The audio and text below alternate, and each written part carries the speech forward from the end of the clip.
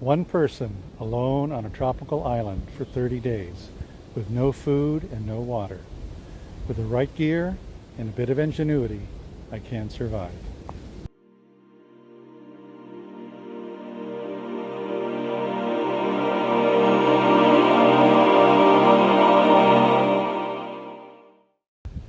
This is my campsite. Not a bad view. Okay, so over here we have my stargazing area. This is a bunch of palm reeds with a blanket on top. I lay down there in the evening and do some stargazing, and let me tell you, the stars out here are incredibly intense. The Milky Way is like bright and clear. It is just wonderful.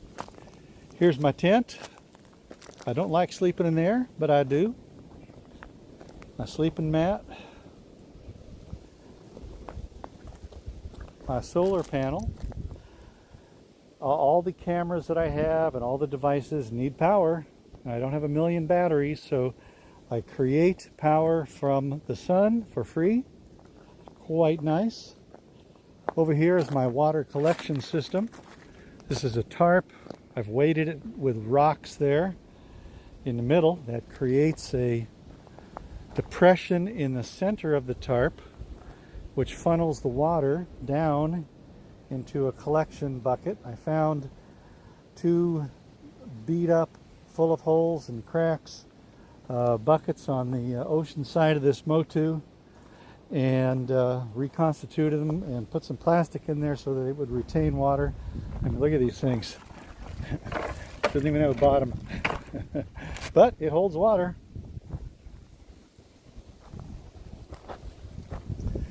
So when I collect solar power, that solar power needs to go somewhere, and it goes into a specific battery, a solar battery, and this is the Riverbank portable power station that I'm charging right now. And then I use this device to power many of my other devices.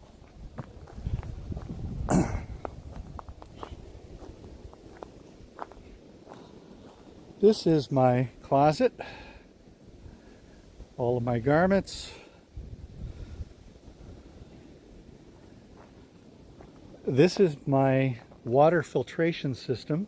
Now, even though the rainwater that I collect out here is pretty darn pure, being thousands of miles away from any pollution, I nonetheless run it through this device called LifeStraw.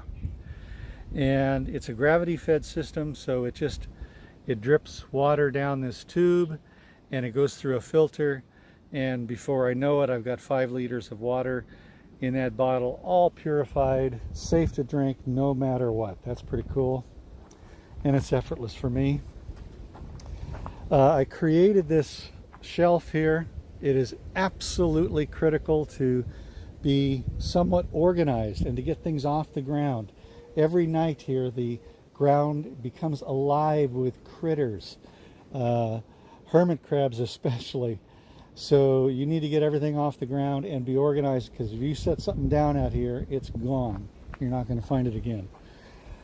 Bug spray, sunscreen, various fishing items. Here's my bushcraft tools, machete, knives, hatchets, saws, flint or ferro rods. This is my charging station here. I'm right now charging these batteries, these 2 cameras, and my laptop computer over here.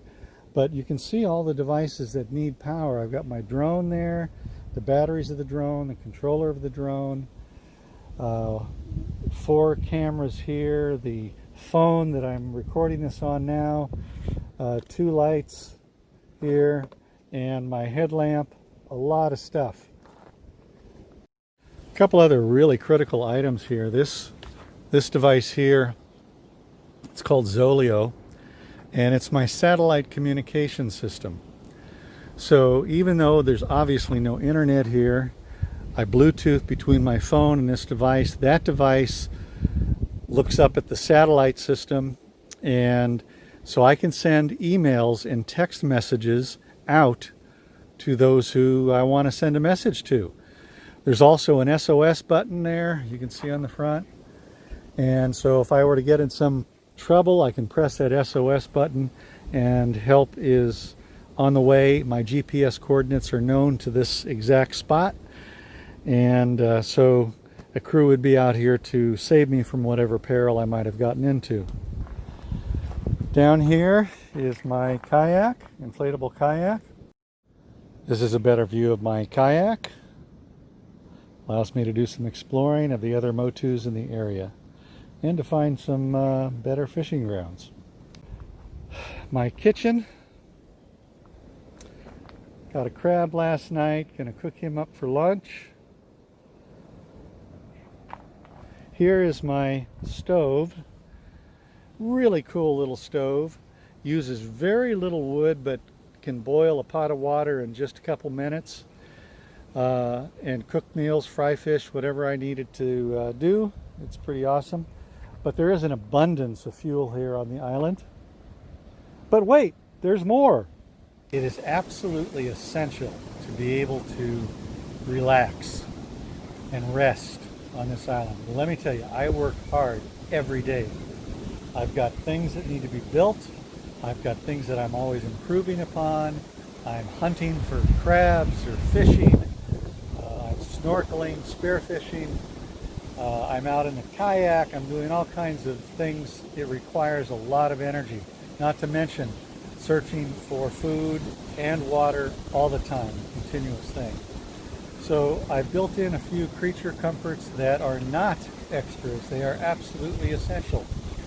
If I'm really exhausted, I don't want to lay down on this sharp coral. That's not going to be relaxing. So here are a few things that I've created to make my relaxation time a bit more pleasant.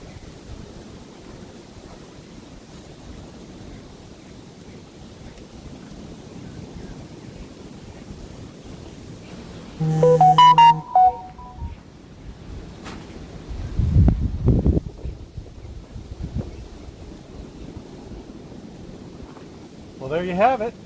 That's how hard it is to set up. This is a wonderful hammock. I will demonstrate for you.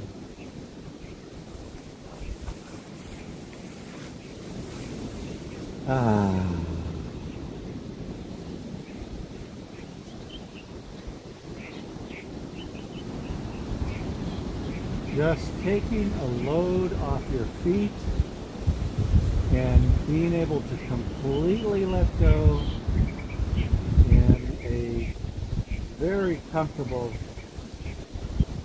spot. It's critical. I don't want to get up.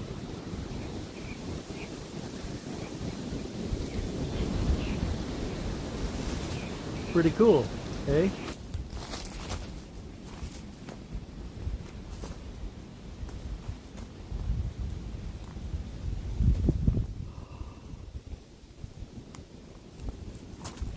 I debated long and hard about whether to bring this hanging chair or not, but I'm so glad that I did. I mean, it's 4 pounds, and my weight was critical. I was eliminating so many things, so I had to be very selective, but I am so glad that I made the sacrifices of other items to bring this chair, because to just sit here and relax and take in the turquoise and blue waters and watch the sunset, it's just amazing.